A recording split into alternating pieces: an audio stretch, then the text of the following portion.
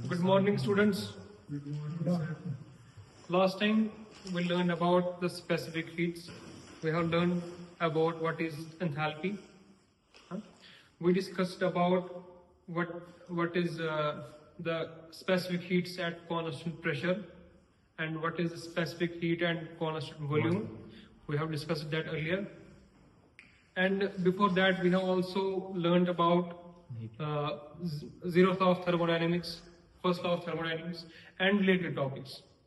And now, as we are approaching closer to our core subject, that is refrigeration and air conditioning, before that, it is necessary for us to learn about what is the second law of thermodynamics. The second law of thermodynamics is the basics of the refrigerator. If you are going to study the refrigeration air conditioning by utilizing the engineering approach, so every one of you should know what is the second law of thermodynamics and what is its limitation. Okay, so when we learned about the first law of thermodynamics, what does it say? It said about that its core message, the core message of first law of thermodynamics was conservation of energy. That was, the energy can neither be created nor destroyed. So if we give the heat input to a system, it was stored in the form of internal energy, and some work was converted into work. The system may have expanded. The work we extract in the form of expansion, and the stored energy was in the form of internal energy. The internal energy stored in the body was in the form of the rise in temperature, change in color, change in shape, etc. So, as we are approaching closer, we are now going to study about the second law of thermodynamics and what is about. So, first law of thermodynamics didn't say about whether the process is possible or not. The first law of thermodynamics didn't say that. It only said when a process happens, a certain kind of energy balance is always there. So that only said us that energy is, when we give the energy to the system, it is not vanished somewhere. It is somewhere stored. Either we can get it in the form of work. It means the energy was stored somewhere. That the energy is conserved. Energy isn't lost anyway. That was the core message of first law of thermodynamics. And it didn't say whether whatever process we are doing, is it possible or it isn't. It is not possible. The first law of thermodynamics didn't give us that idea. The first law of thermodynamics didn't say us about that can heat be transferred from the lower temperature to higher temperature. We always know the higher heat gets transferred from higher temperature to lower temperature. It didn't say why it cannot be why does heat cannot transfer from lower body to higher body. It didn't say that. To help with these flaws in the first law of thermodynamics, then came the second law, that is known as second law of thermodynamics. It said that whether the process we are doing is possible or not. The possibility, it is a basic law of nature. It's what the second law means. The second law means it gives us the probability whether the process can happen or not. क्या जो हम ये जो process कर रहे हैं, क्या ये प्रोसेस मुमकिन है भी या नहीं, ये कौन चीज हमें बताती है? Second law of thermodynamics. ठीक है.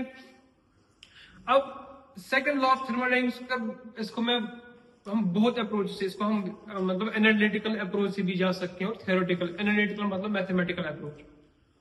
It becomes very complicated or maybe difficult to understand. I'll give you simple examples by which you can understand what the second law of thermodynamics means. Okay, the second law of thermodynamics means that whenever देखो जो हमारे पास जो you know the work and heat are the forms of a single entity called energy. जो energy है उसी का form work भी है, उसी का फॉर्म हीट भी है. हम वर्क से हीट से हम वर्क ऑब्टेन कर सकते हैं और वर्क से हीट भी हम ऑब्टेन कर सकते हैं जब हम कोई सिस्टम पे वो लगाएंगे. ठीक है. और हमें पता है कि इससे हमें ये पता होना चाहिए कि ये भी हमें second law of thermodynamics he actually में बोलते हैं। वो इन दोनों एनर्जीज की क्लासिफिकेशन करता है। वो बोलता है कि जो एनर्जी और वर्क है, ये दोनों एनर्जीज है, लेकिन सेम टाइप ऑफ एनर्जीज नहीं है। ये जो हीट है, it is not the purest form of energy, it is not the purest form of energy, but the work is high grade kind of energy. It is pure kind of energy. What does it mean by the pure and impure? आप ऐसा समझ सकते हो, heat जो energy, ये आप मान के चलो एक रैंडम एनर्जी है, ये मतलब ये डिसऑर्डर्ड एनर्जी है हीट वाली। लेकिन जो वर्क है, ये ऑर्गेनाइज्ड काइंड ऑफ एनर्जी है। तभी अब हम इनको दो एनर्जी में क्लासिफाई करते हैं, लो ग्रेड एनर्जी और हाई ग्रेड एनर्जी। और देखो, अगर हम किसी बॉडी को हम वर्क देंगे, सपोज हम किसी सिस्टम पे वर्क कैसे कर सकते हैं, मैंने आपको बोला था, चाहे उसको कंप्रेस करके वर्क कर सकते हैं, या दूसरा इलेक्ट्रिकल वर्क भी हम किसी सिस्टम पे कर सकते हैं। अब बोलोगे कैसे? If you place N heating element into water, heating boiler का, what does that boiler does on water? It heats.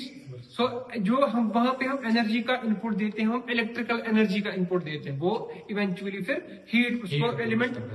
सो लेकिन जो एलिमेंट में जो हीट का इनपुट होता है, वो जो इलेक्ट्रिसिटी की एनर्जी है, वो प्योर काइंड ऑफ एनर्जी है। कि वर्क है ना, इलेक्ट्रिकल एनर्जी है ना, ये प्योर काइंड ऑफ एनर्जी, इसमें हम ये ऑर्गेनाइज्ड काइंड ऑफ एनर्जी है जो एलिमेंट में जाती है। उसकी वजह से क्या हो जाता है, अगर उस सिस्टम को हम किसी पिस्टन सिलेंडर की मशीन की शेप देंगे, उसमें जो बॉब बनेगा उसकी से वो एक्सपैंड भी कर सकता है ना। So expansion work means that it does work. हमने इलेक्ट्रिकल एनर्जी का इनपुट दिया और वर्क के फॉर्म में एनर्जी ऑब्टेन की, है ना। और हम ये ऑब्जर्व करते हैं कि अगर हम वर्क देंगे, for example 1 kilo joule, 1 kilo joule of work देंगे, इलेक्ट्रिकल एनर्जी, मतलब आपकी मीटर में जब आपको चढ़ा कि आपने 1 जूल एनर्जी का कंज्यूम किया इलेक्ट्रिसिटी के फॉर्म में, और आप देखोगे कि कितनी एनर्जी हीट में इसकी चेंज हो गई। आप देखोगे कि ये मोस्टली बराबर आ जाता है। 1 kilojoule work in the form of electrical energy is completely converted into the 1 kilojoules of heat in the form of 1 kilojoule work completely convert हो जाती है 1 किलो जूल हीट में। So this was the conversion of high grade energy, क्योंकि work एक high grade energy है, वो completely convert हो सकती है। लेकिन यही अब जो मैं बोलने जा रहा हूं, यही सेकंड लॉ ऑफ थर्मोडायनेमिक्स का हार्ट है। लेकिन 1 किलो जूल हीट को इम्पॉसिबल कन्वर्ट करना है 1 किलो जूल ऑफ वर्क। क्यों? क्योंकि ये जो हीट है, it is low grade kind of energy. ये आप जानते हो कि एक मतलब एनर्जी तो सेम है 1 किलो जूल, लेकिन हीट को कंप्लीटली वर्क में कन्वर्ट करना ये पॉसिबल नहीं है। अगर मैं आपको बोलूं, मेरे पास कोई, मैं सपोज कि मैं अपने अभी एग्जांपल मैंने दी इसी की बॉयलर की, अगर हम इलेक्ट्रिसिटी एनर्जी 1 किलो जूल खर्चते हैं, तो 1 किलो जूल हीट हम पानी में एग्जैक्टली ट्रांसफर कर सकते हैं। लेकिन मैं कोई ऐसा सिस्टम नहीं बना सकता हूं कि अगर मेरे पास 1 kilo joule of energy in the form of heat है, उसको मैं बराबर 1 kilo joule of energy work में कन्वर्ट कर सकूं। मैं व्हील को 1 किलो जूल की एनर्जी से ना चाहूं, या पॉसिबल नहीं है 1 किलो जूल एनर्जी की बैटरी में स्टोर कर पाऊं, खाली अगर मेरे पास हीट की एनर्जी है 1 किलो जूल। मतलब ये पॉसिबल नहीं है कि हीट को कंप्लीटली करना वर्क में, ये पॉसिबल नहीं है। If it happens, so the first law of thermodynamics, second law of thermodynamics gets violated. यही वजह है कि हमारे पास अभी तक कोई 100% एफिशिएंट इंजन नहीं बन पाया है। दुनिया में अभी तक कोई भी इंजन 100% एफिशिएंट नहीं है। आप मुझे बोलोगे सर कैसे, क्यों नहीं है पॉसिबल?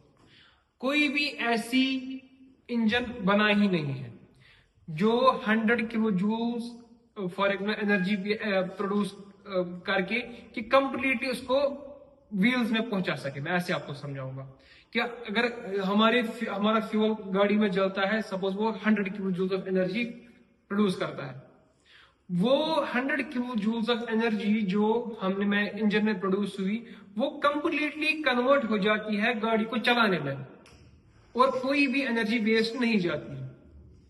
क्या ये पॉसिबल है कि मेरे पास कोई एनर्जी वेस्ट नहीं जाएगी? क्योंकि इंजन भी जो इंजन हीट होता है ना हमारा, that means that energy is wasted. आपका जो रेडिएटर लगा होता है गाड़ी में, वो हीट कहां से आती है? इंजन से ही आती है ना। इंजन गर्म हो जाता है ना, लेकिन वो जो एनर्जी होती है वो भी कहां से? फ्यूल से ही आई है ना वो एनर्जी। लेकिन हम क्या वो जाया करते हैं वो एनर्जी, रेडिएटर लगा के एटमॉस्फेयर में वो एनर्जी जाया करते हैं। क्या ये क्यों नहीं पॉसिबल है कि वो वाली एनर्जी भी हम स्टोर कर सकें और गाड़ी को चलाने में इस्तेमाल कर सकें? Why it happen? ऐसा क्यों नहीं होता है? क्योंकि इम्पॉसिबल है ऐसा। अगर तुम्हें हीट से वर्क कन्वर्ट करनी है, तुम्हें जरूरी चीजें जरूरी आपको कोई ना कोई एनर्जी तो वेस्ट करनी ही पड़ेगी। ये पॉसिबल है ही नहीं कि तुम्हारी कोई भी एनर्जी जाया ना हो, ऐसा मुमकिन ही नहीं है। जब भी हीट वर्क में कन्वर्ट हो जाती है तब जरूरी कुछ ना कुछ एनर्जी हमें जाया करनी पड़ती है। अगर जब आप कल को रेफ्रिजरेटर पढ़ोगे, हम क्यों नहीं बोलते हैं कि हम कंडेंसर क्यों लगाते हैं? हम कंडेंसर क्यों लगाते हैं? इसको गर्म क्यों करते हैं? रेफ्रिजरेटर को गर्म क्यों करते हैं? फिर अगर हमें ठंडा ही रखना है तो इसको गर्म करके एनर्जी क्यों वेस्ट करते हैं, है ना? कंप्रेसर से हम इनपुट देते हैं ना उसको गर्म करने के लिए, फिर कंडेंसर लगा दिया ठंडा करने के लिए। वो क्यों किया? फिर क्यों किया? डायरेक्टली करो ना, फिर कंडेंसर क्यों लग? यही है। मैं जब आप इसको क्लोजली मॉनिटर करोगे कि ये इम्पॉसिबल ये चीज होना है। It is impossible to construct a device that runs on single temperature. इसका जो सेकंड लॉ ऑफ थर्मोडायनेमिक्स है, इसके दो स्टेटमेंट्स आते हैं। दो साइंटिस्ट ने इसको दो तरीकों से बोला है सेकंड लॉ ऑफ थर्मोडायनेमिक्स को। एक साइंटिस्ट का नाम था kelvin. Second law of thermodynamics की दो डेफिनेशन है जो आप मान के चलो कि बहुत आम है। जो डेफिनेशन है सेकंड लॉ ऑफ थर्मोडायनेमिक्स की दो साइंटिस्ट की स्टेटमेंट से आती है। एक का नाम था केल्विन, दूसरे का नाम था क्लैशियस। ये दो साइंटिस्ट थे रेफ्रिजरेशन एयर कंडीशनिंग की फील्ड में, थर्मोडायनेमिक्स की फील्ड में दो साइंटिस्ट हैं। उन्होंने सेकंड लॉ ऑफ थर्मोडायनेमिक्स की अपनी अपनी हिसाब से डेफिनेशन दी है। बेसिकली डेफिनेशन सेम ही है लेकिन बोलने का तरीका अलग। हम एक वाली स्टेटमेंट से दूसरा स्टेटमेंट खुद ही डिराइव कर सकते हैं। अगर आपको एक वाला पता तो दूसरे का मतलब ये भी सही है, ठीक है? अगर तुम्हारा ये भाई है उसका मतलब ये भी मेरा भाई है। ये जरूरी नहीं कि मुझे भी बोलना ये मेरा भाई है ना? अगर ऐसे ही अगर मेरा क्लैशियस का स्टेटमेंट ठीक हो गया, इसका मतलब केल्विन का स्टेटमेंट भी ठीक है। ठीक है, अभी डेफिनेशन है क्या?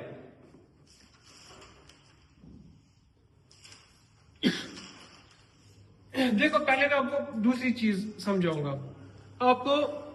हम हीट इंजन पढ़ते हैं, है ना?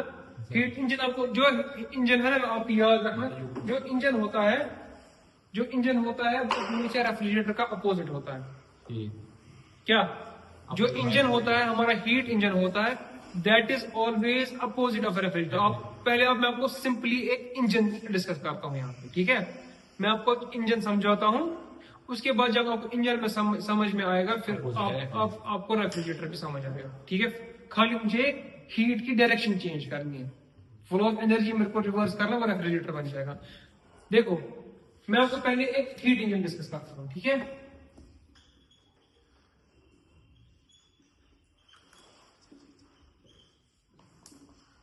आप मुझे बताओ, आपको पता है कि इंजन किस चीज को बोलते हैं? What does an engine mean? Can anybody tell me what is engine? Engine किस चीज को हम बोलेंगे? इंजन हम उस चीज को बोलेंगे जिसमें हमारा इनपुट हीट रहेगा और आउटपुट हमारा मैकेनिकल एनर्जी रहेगी। इंजन में हम फ्यूल का इनपुट देते हैं और व्हील घूमते हैं ना। सो इनपुट इज मतलब फ्यूल देने का मतलब है कि उसको जलाते हैं ना, सो हीट देते हैं। सपोज अब चलो अब फ्यूल डालो, उसमें हीट ही देते हैं, और उसका आउटपुट क्या रहता है कि मैकेनिकल मतलब व्हील्स घूमते हैं, कोई चीज अप डाउन करती है उसकी वजह से। ठीक है, ये बेसिक कंसेप्ट है किसका, इंजन का। अब इंजन बनता है कैसे है, मैं आपको समझाऊंगा इंजन काम कैसे करता है।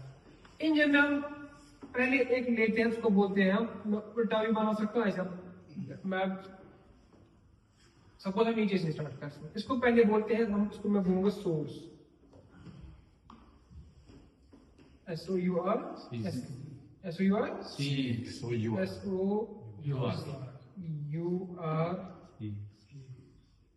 सोर्स। ठीक है, सोर्स हम किसको बोलते हैं, इसका दूसरा नाम भी TER भी बोलते हैं, थर्मल एनर्जी रिजर्वायर भी बोलते हैं इसको, TER। इसकी हीट कैपेसिटी इनफाइनाइट होती है, चलो वो छोड़ो। सोर्स आप मान के चलो जहां से हम एनर्जी डिराइव कर, ये एक फर्नेस हो सकता है, भट्ठी हो सकती है, गाड़ी में एक इंजन हो सकता है, एक आप मान के चलो सिलेंडर का बोर हो सकता है, जहां पे कंबशन प्रोसेस होती है, उसको हम बोलते हैं सोर्स, जहां पे एनर्जी हमें मिलती है सिस्टम में। ठीक है, और दूसरा हमारा होता है जो चीज, जिस चीज में एनर्जी का इनपुट आउटपुट हो जाता है, इसको हम बोलेंगे वर्किंग सबस्टेंस।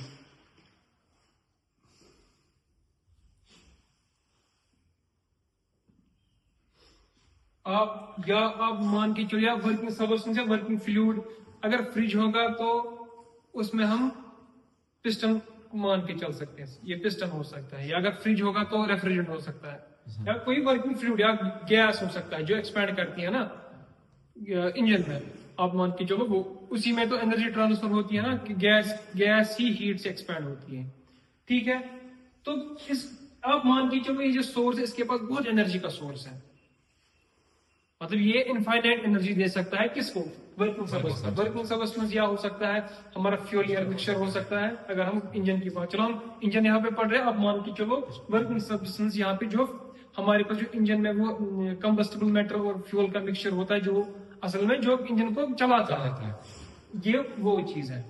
ठीक है, तो क्या हो जाता है, तो यहां से जो सोर्स है यहां से हीट लेगा, चलो इसको मैं मानता हूं ये टेम्परेचर T1 पे, हाई टेम्परेचर पे होता है, ये जो मेरा सोर्स है ये T1 मतलब ये बहुत हाई टेम्परेचर है, क्योंकि तभी यहां से हीट डिराइव करता है कौन, हमारा वर्किंग सबस्टेंस।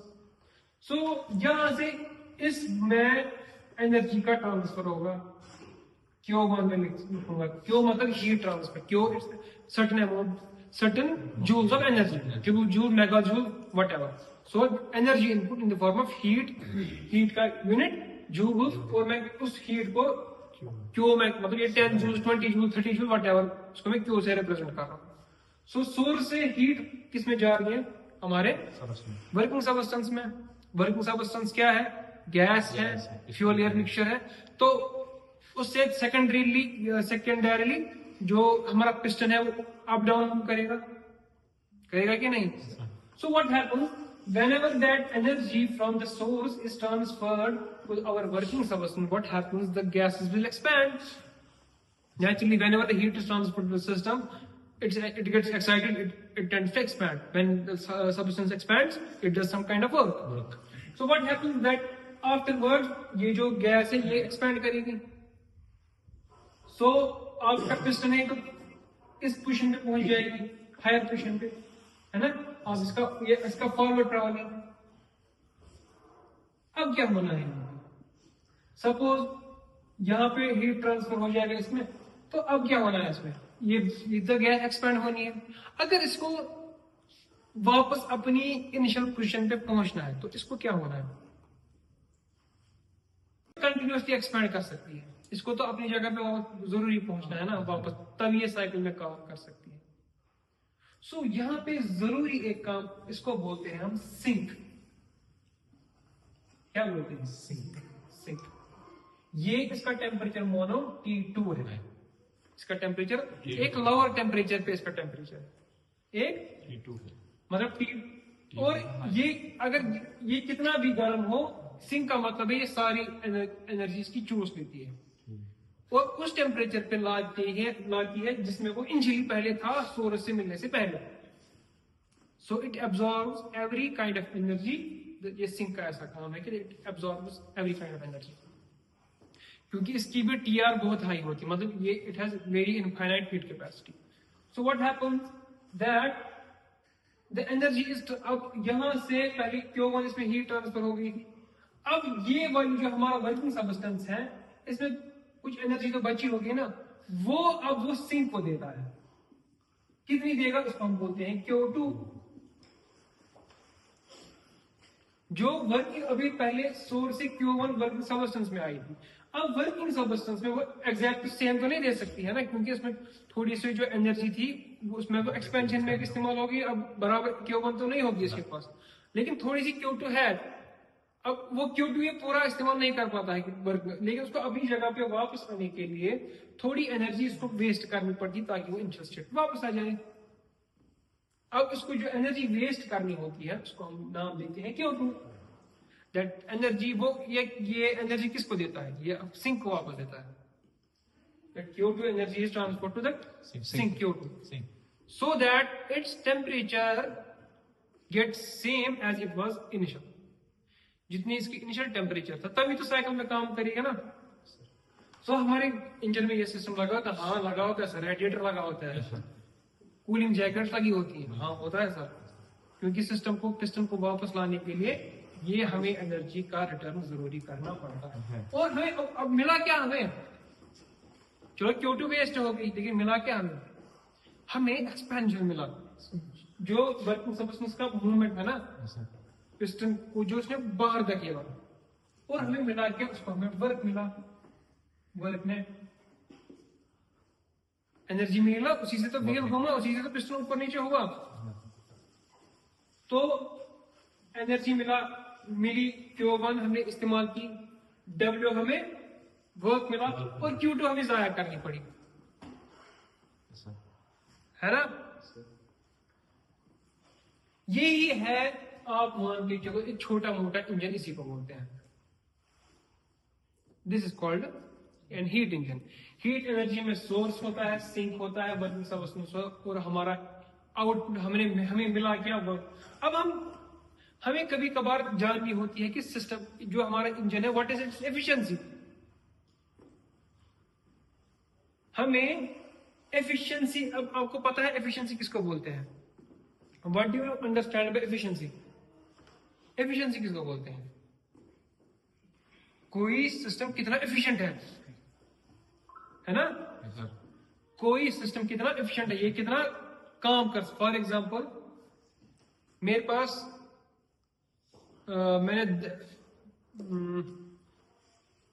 चलो मैं आपको समझाता हूँ एफिशिएंसी। एफिशिएंसी मतलब कि मैंने इनपुट कितना दिया और उसके बदले मुझे कितना मिला। अगर जितना मैंने इनपुट दिया वो सारा यूज आउटपुट में कन्वर्ट हो गया तो मेरी एफिशिएंसी 100%, जाया कुछ नहीं होगा, उसको एफिशिएंसी बोलते हैं ना। तो हम एफिशिएंसी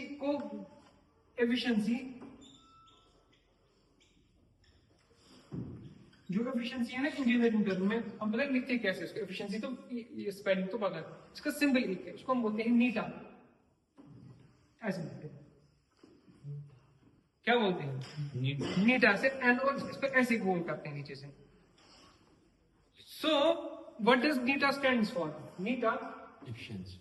नीटा इक्वल्स, हमें क्या चाहिए इंजन से, हमें क्या एक्सपेक्टेशंस है, इंजन हमें क्या देना चाहिए, इंजन हमें वर्क देना चाहिए।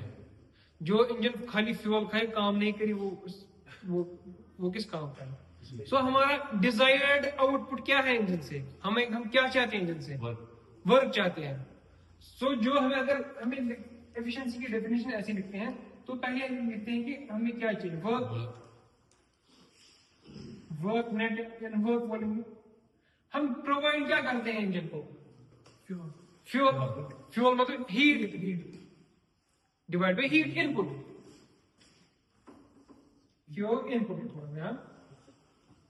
सो हमारी जो एफिशिएंसी है वो होती है वर्क वर्क आउट, सपोज मैं ऐसे लिखता हूँ वर्क आउटपुट, हमें वर्क आउटपुट में कितना मिला, हमें वर्क आउटपुट कितना मिला और हमने इनपुट कितना दिया, अस कूता मिलो तो अस कूता दियो तो छाना एफिशिएंसी वन च वुचन जी कत नेर बराबर विसर अगर ये सिस्टम सोच साइकिल में काम करान तो याद गोबरा यम साथ पे ऐसे करो क्या दपान first law of thermodynamics for closed path याद मैं वनो summation of q is equal to summation of w. Yes sir.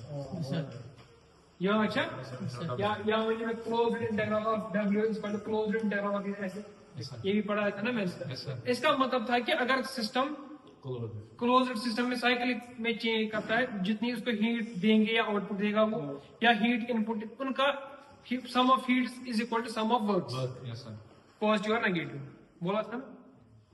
अब ये वाला मैं ऐसे लिखूंगा, ये मैं ऐसे लिखूंगा देखो, अब साइन कन्वेंशन के हिसाब से मैं ऐसे लिखूंगा Q1 minus Q2 is equal to W net ऐसे। अब बोल के सर ये कैसे आ गया, ये जो देखो अगर आपको फर्स्ट लॉ ऑफ थर्म मैं ये एक्सप्लेन कर देखो, फर्स्ट लॉ ऑफ थर्मोडायनामिक्स में क्या था, Q is equal to delta E plus W, ये था यार फर्स्ट लॉ ऑफ थर्मोडायनामिक्स। सही, जब आप याद करके चलो, जब भी आप सिस्टम साइक्लिक प्रोसेस में जाते हो तो delta is change energy zero हो जाती है, क्योंकि जब हमारा इनिशियल पोजीशन और फाइनल पोजीशन सेम होती है। साथ से इनिशियल पोजीशन पर बात रखना, मतलब जब इनिशियल पोजीशन हो तो चेंज इंटरनल एनर्जी, क्योंकि हमारा अगर खबर कुदा पाक अगर से बे वात पोजीशन पर चेंज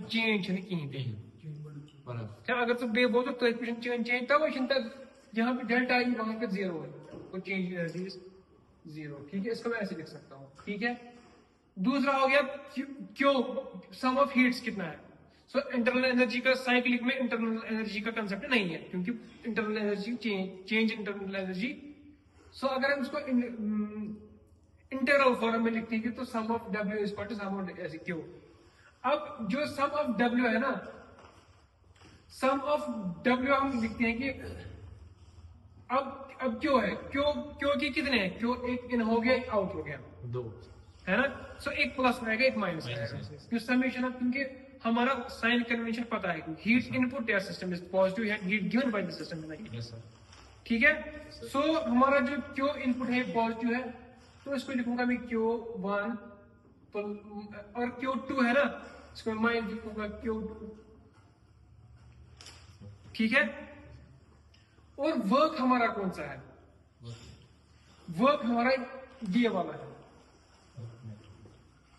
ठीक है, जो एक्सपैंड होने में, दूसरा एक वर्क में भी कंट्रैक्ट, लेकिन वो उसका वैल्यू बहुत कम होता है, उसको हम नेगलेक्ट करने में।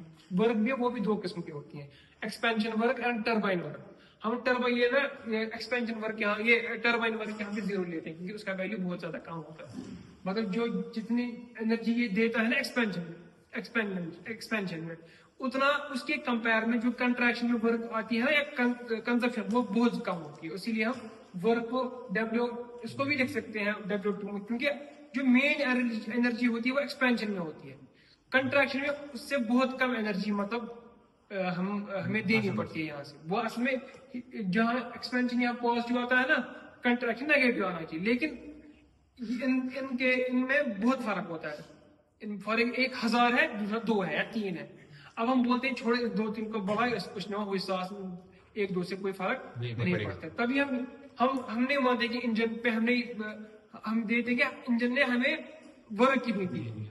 हम ये नहीं लेते हैं कि उसमें बैक रिपल्शन कितना हो गया, वो क्योंकि वो कंपैरिजन में या इनर्शिया फोर्स वो बहुत नेग्लिजिबल होता है इन कंपैरिजन टू मतलब in comparison to expansion work. आप देखो, अगर फॉर एग्जांपल जितना पिस्टन पावर स्ट्रोक में करता है ना एक्सपेंड, कितनी एनर्जी आती है इंजन स्ट्रोक में, पर for example fly wheel already energy कोई ऐसा स्ट्रोक है तथ पका इंजन ब्रोट या पत, मगर तथ सह ताकत तब कम वर्क तब लिखा पाते हम लिखते हैं फिर W नेट मतलब प्लस माइनस करके, ठीक है। अब देखो, अब हमें देखना है क्या, जो वर्क आउटपुट है ना वर्क नेट वो इसी के बराबर है, ठीक है।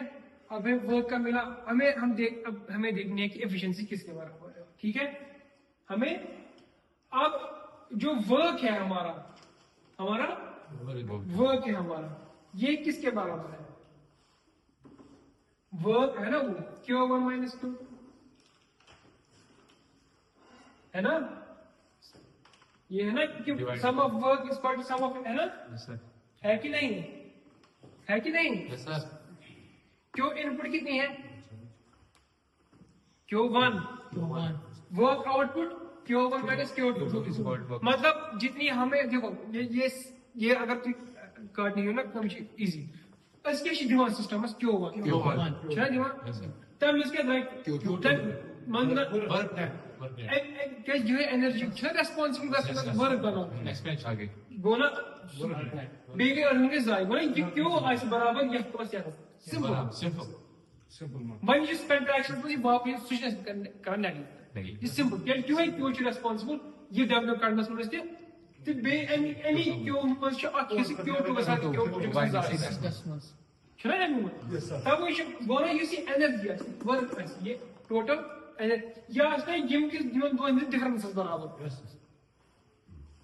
आज ना Q1 माइनस Q2 या W बराबर just सिंपल, मतलब अगर तुम सोचो ये सिंपल है कि नहीं।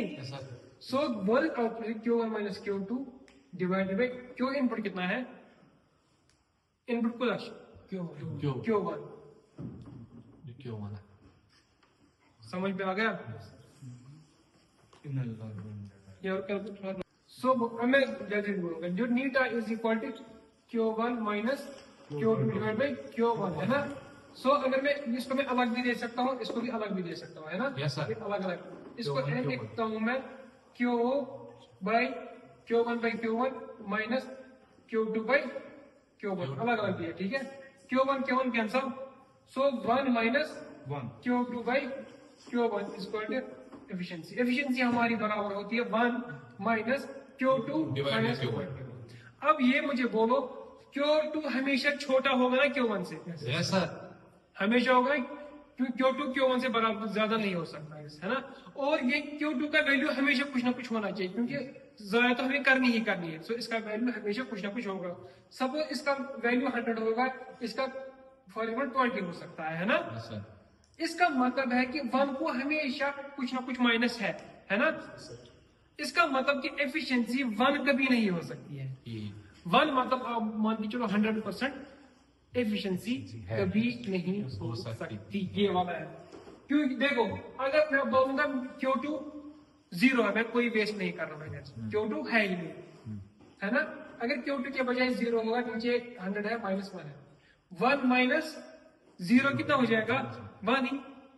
देखो 1 minus 0 by 100 it means 1 minus 0 by 100 0 ही होता है ना। सो 1 माइनस 0 मतलब एफिशिएंसी 100%, एफिशिएंसी 100% है ही नहीं मत है। इसका मतलब Q2 अगर होगा, अगर Q2 वो होना ही होना है, अगर Q2 कुछ भी होना ही होना है Q2 को, समझ आओ। ये हो गया हमारा